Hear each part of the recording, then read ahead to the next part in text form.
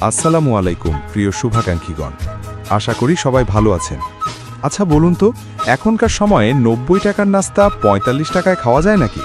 কথাটা শুনে একটু অবাক লাগছে, তাই না? চলুন তাহলে প্রমাণটা নিজ চোখেই দেখাই। আজ আমরা এসেছি পুরান ঢাকা বংশাল সাতরাউজা মাজারের সামনে। হোটেলের নাম লাল চান। আজ এখানে আমি যে নাস্তাটা খেলাম সেটা সত্যি দারুণ। এক প্লেটে আছে ৩টা পরোটা, সবজি, ডাল, হালুয়া। এখন আলাদা আলাদা হিসেব করলে সবজি ২০ টাকা, ডাল ২০ টাকা, হালুয়া ২০ টাকা আর ৩টা পরোটা ৩০ টাকা। মোট হিসেব দাঁড়ায় ৯০ টাকা। কিন্তু এখানেই আসল চমক। খাওয়া শেষে বিল দিতে গিয়ে দেখি নিল মাত্র ৪৫ টাকা। আমি তো পুরোপুরি অবাক।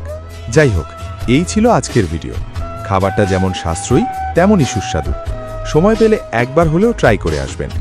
ভিডিও ভালো লাগলে সাপোর্ট করে আমাদের পাশেই থাকবেন। আজ এখানেই বিদায়, দেখা হবে নতুন কোনো ভিডিওতে। আল্লাহ হাফেজ।